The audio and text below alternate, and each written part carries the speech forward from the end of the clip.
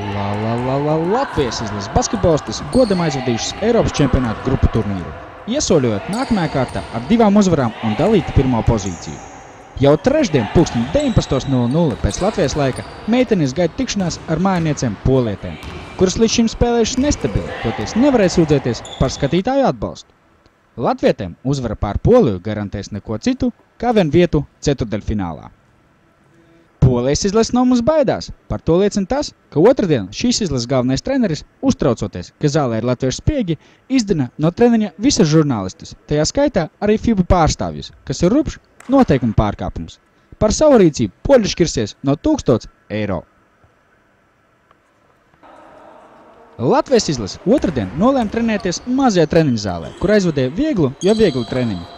Tās meitenes, kuras iepriekšējos mačos uz saviem pleciem iznesa lielāko smagumu, vairāk strādāja pie metienu precizitātes, bet rezervistis trenējās krietni sparīgāk.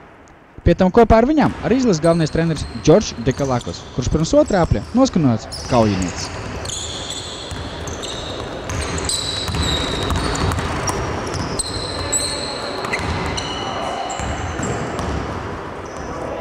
San Miguel's they were still tired after those 3 games, so we decided only to give them a little bit rest with no intensity at the practice, and some of them that they didn't participate a lot of these games, they had more hard practice, but generally the team is very well, and they feel excellent. Their self-confidence, and they believe for tomorrow and the next games that will be the winners.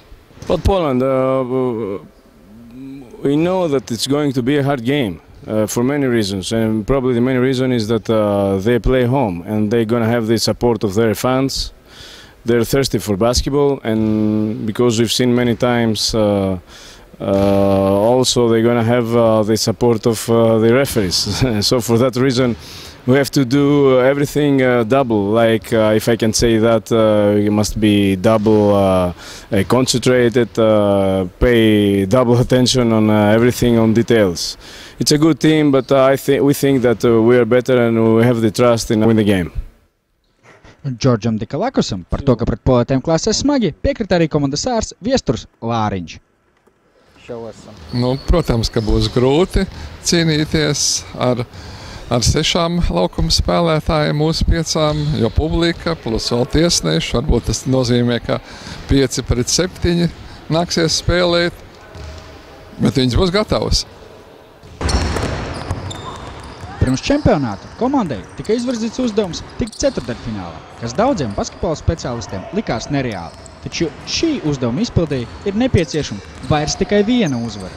Mūsu grieķis gan uzsvēra, ka ne jau tikšana labāko astotniekā ir mūsu komandas mērķis. Yes, we don't think that, we will not even think about it. We're not that we're going just for 1 win. We're going to win 3 games in a row. And we've proved that we can win anybody, and at the same time maybe we can lose from anybody. This is the good and the bad thing in our team. Anyway, our thoughts is only to Poland, and after that to the next 2 games.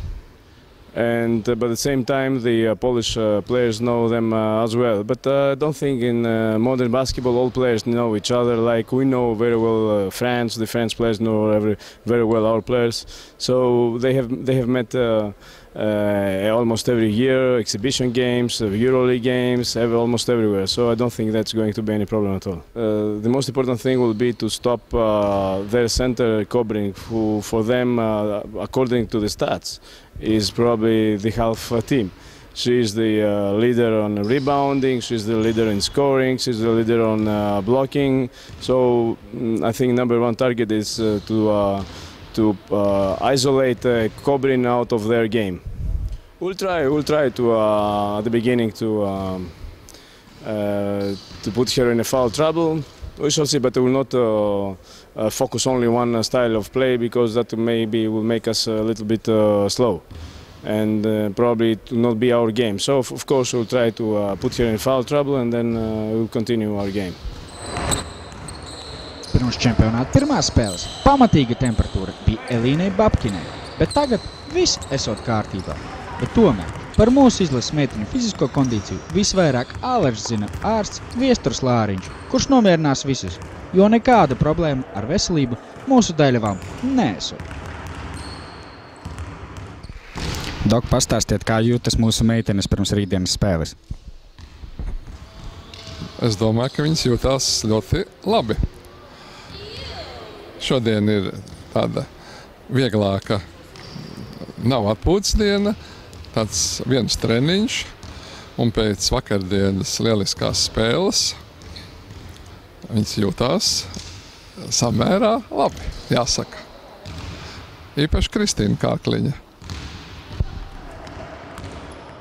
Ticēsim un cerēsim, ka Dokam ir taisnība, jo praktiski visās spēlēs Latvija uzticēsies šauram spēlētāju lokam, joprojām tā arī ne uz sekundi neizmantoja 3 no 12 pieteiktajām spēlētājām. Viena no komandas līderiem, Elīna Babkina, pārliecina, sakot, ka pulveris viņai joprojām ir savs, tā ka pretinieks dabūs pamatīgi trūkties. Nu, pulveris vēl ir, jo ir mērķis tikt tā kā uz olimpiādu, un tāpēc mēs te esam atbraukuši, lai cīnītos, un tas arī jādara, jācīnās, kā jāsaka, kā latviešu meiteni saka, jāgrauž dēļi, un aidā. Elīnu nebaid tas, ka visdrīzāk viņu seks ļoti cieši.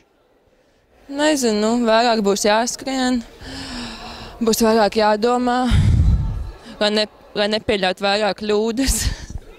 Diemžēl, kā man sanāk diezgan daudz. Nu, tad jau redzēsim. Nu. Problēma. Nu, mēs vispār diezgan tā maz treniņos arī metienus metām. Un es domāju, tā arī tā problēma ir. Bet, nu, es domāju, jau pamazām mēs sākām vairāk tā kā mest. Un es domāju, ka arī procents būs daudz labāks ne tikai sodiņos, bet arī divniekos un trīniekos. Jūs vēlaties zināt, cik daudzam cilvēkiem sveiciens labprāt gribētu nosūtīt Elīna Babkina? Lūdzu, lielajā noslēgumā Elīnas freestyles sveicienu nodošanā. Veiksmi mūsu meitenēm! Nu tā, pirmām kārtām es gribētu nodot sveicienu Zanai Jākapsonai, Zanai Tamanai, Zanai Eglītei, Karolīnai Nīmanai, Sabīnai Niedolē un visām samām komandas vietām.